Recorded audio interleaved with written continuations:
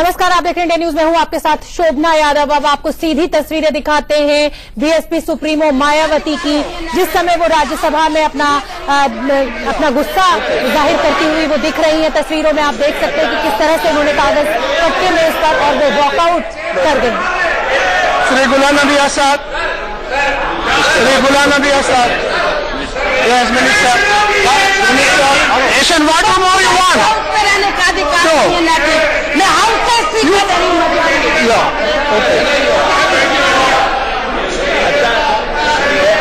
अब आपको सुनवाते हैं कि सदन से बाहर निकलकर क्या कहा मायावती ने।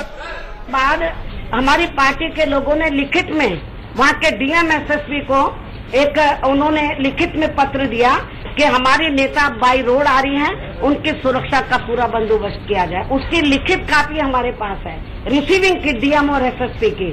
और उसके बाद जब मैं बाई रोड उधर गई तो जहां मुझे हेलीकॉप्टर से 1 घंटे का समय लगता, लेकिन वहां पहुंचने में मुझे लगभग 9 घंटे लगे। और जगह जगह मुझे बहुत दिक्कत गई और जगह जगह इन्होंने, क्योंकि सरकार वहां उनकी है, तो जगह जगह ट्रैफिक जाम था। मुझे जेड प्लस की सिक्योरिटी है और ना कोई सिक्योरिटी का बंदोबस्त किया। और जब मैं उस गांव में गई तो डीएम एसएसपी गायब थे वहां से, और वहां पे हालात बड़े खराब कर दिए गए। लेकिन नेशनल मीडिया वहां पे मौजूद था। मैंने संयम बरता और मैंने कोई ऐसी बात नहीं की जिससे वहां पर दलितों में और अपर कास्ट के लोगों में, क्षत्रियों में वहां पर मतभेद पैदा हो या उनमें आगे कोई संघर्ष हो उनमें। तो मैंने उनको भाईचारे के साथ रहने की अपील की, लेकिन उनको ये अच्छा नहीं लगा। और इतना ही नहीं, हमारी पार्टी ने, क्योंकि वहां पर जो 60-70 घर जलाकर राख कर दिए थे, जिनका उत्पीड़न किया गया था बड़े पैमाने पर, तो हमारे लोगों ने सरकार से मांग किया कि इनकी आर्थिक मदद की जाए। घोषणा तो कर दी, लेकिन किसी को 5,000 दिए, किसी को 10,000 दिए। उनकी हालत खराब हो गई और तब फिर मुझे उधर जाना पड़ा। मैंने उनसे पूछा कि भाई एक दलित संगठन भी है, उन्होंने बोला वो तो बीजेपी का प्रोडक्ट है। कभी उन्होंने तो हमारे लोगों से पैसा इकट्ठा कर लिया, कोई मदद नहीं की है। तब मैं उधर जो आर्थिक तंगी से जूझ रहे थे हमारे लोग, खुद मौके पर मैं उधर गई, उनके घर जले हुए मैंने देखे, पीड़ित परिवार के लोगों से मिली। हमारी पार्टी ने जिनके घर जल गए थे उनको 50,000 रुपए देने का पार्टी की ओर से फैसला लिया। जो जख्मी हो गए थे 25,000। मैं वहां से लौट कर आई, लेकिन मेरे लौटने के बाद वहां पर एक दलित की हत्या कर दी जो वो अपने गांव में जा रहा था। लोगों को जुल्म जाति का शिकार बनाया गया। लेकिन जब मैं दिल्ली वापस लौट कर आ गई तो मैंने जब वहां पर चेक भिजवाए 60-70 लोगों के चेक भिजवाए 50,000 और 25,000 के, आप लोगों को ये जानकर आप लोगों को ये आश्चर्य होगा कि वहाँ के डीएम एसएसपी ने, हमारी पार्टी के लोग उस गांव में नहीं गए। जो सफरर थे, दुखी पीड़ित लोग थे, उनको सहारनपुर पार्टी का जो दफ्तर था वहाँ बुलाए गए और उनको कहा कि आप इधर आ जाओ, हम आपको ये ड्राफ्ट दे रहे हैं। तो उनको वहाँ पर सब लोग आ गए थे जो जिनको ड्राफ्ट देना था, लेकिन वहाँ के डीएम एसएसपी मौके पर पहुँच गए। उन्होंने बोला आप ड्राफ्ट नहीं दे सकते, हमारी परमिशन से ड्राफ्ट देंगे। यानी कि हम अपने लोगों की मदद भी उनकी परमिशन से करेंगे। वहाँ के डीएम एसएसपी ने 15-16 दिन तक ड्राफ्ट नहीं देने दिए।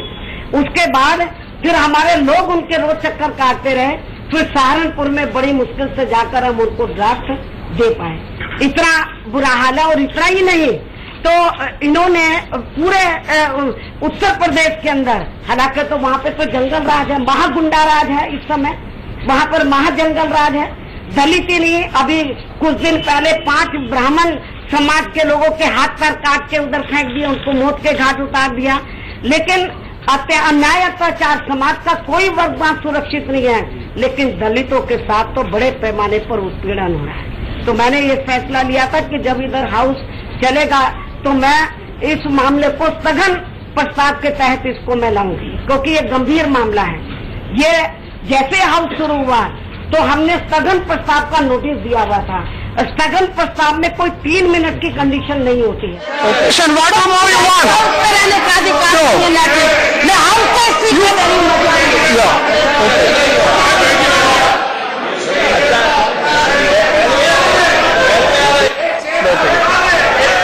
गुलाम नबी आजाद, श्री गुलाम नबी आजाद।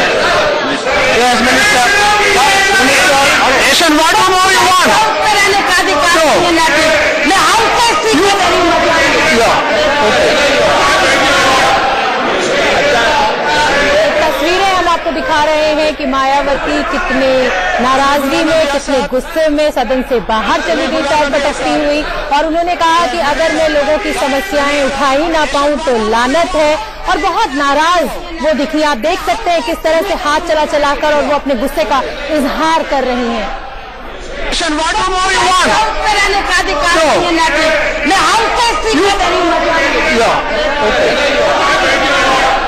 उनको रोकने की कोशिश करते हुए कुछ लोग, लेकिन मायावती गुस्से में बाहर। श्री गुलाम नबी आजाद, श्री गुलाम नबी आजाद,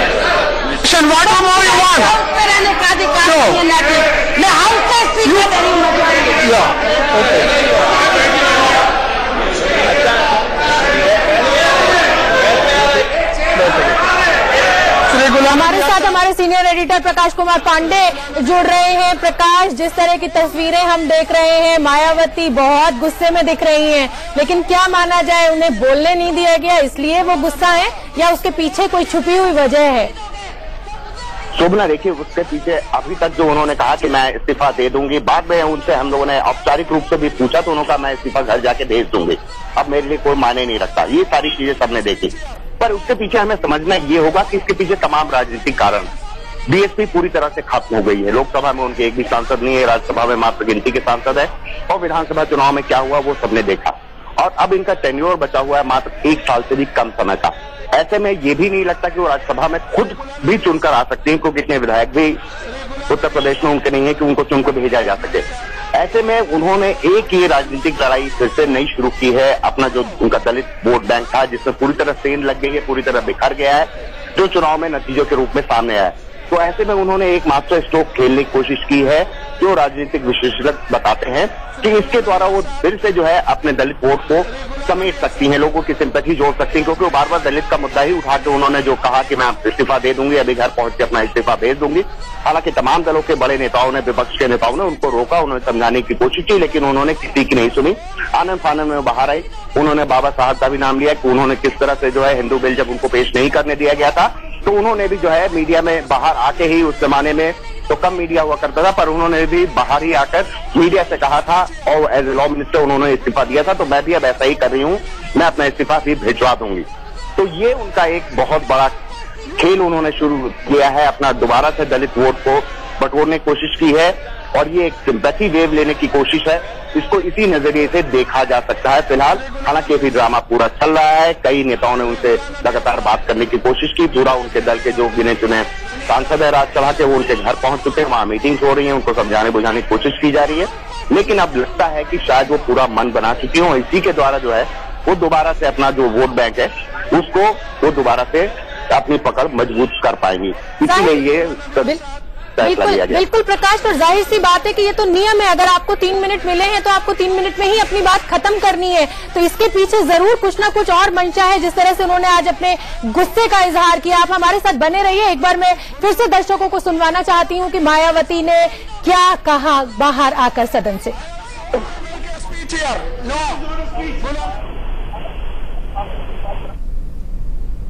बात सुननी चाहिए थी, क्योंकि ये स्थगन प्रस्ताव के तहत उन्होंने मुझे बुलाया, 0 आवर के तहत नहीं।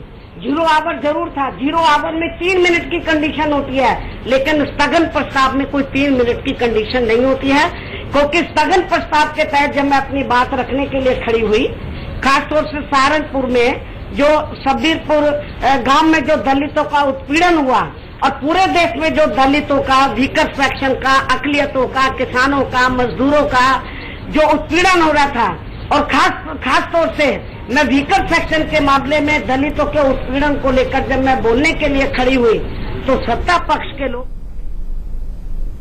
और अब आपको दिखाते हैं कि आखिर सदन में ऐसा कुछ क्या हो गया कि मायावती इस कदर नाराज हो गई।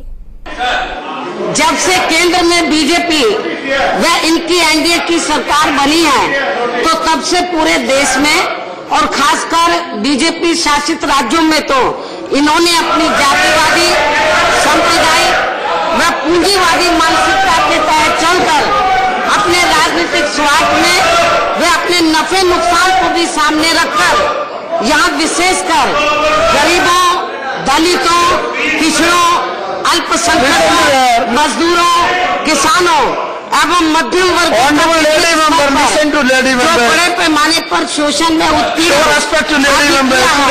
जो अभी भी लगातार Show जारी respect to है, lady members. तो वह किसी से छिपा हुआ नहीं है। पूरे सदन का ध्यान उत्तर प्रदेश में बीजेपी व इनकी सरकार द्वारा एक सोची समझी राजनीतिक साजिश व स्वार्थ के तहत वहां जिला सहारनपुर के सब्बीपुर गांव में कराए गए दलित उत्पीड़न कांड की तरफ दिलाना चाहती हूं, जिस पर पर्दा डालने के लिए बाद में फिर इन्होंने एक दलित संगठन को भी इस्तेमाल करके इसे जातीय हिंसा का रंग दिया है, रूप दिया है। भाई आप मेरी बात को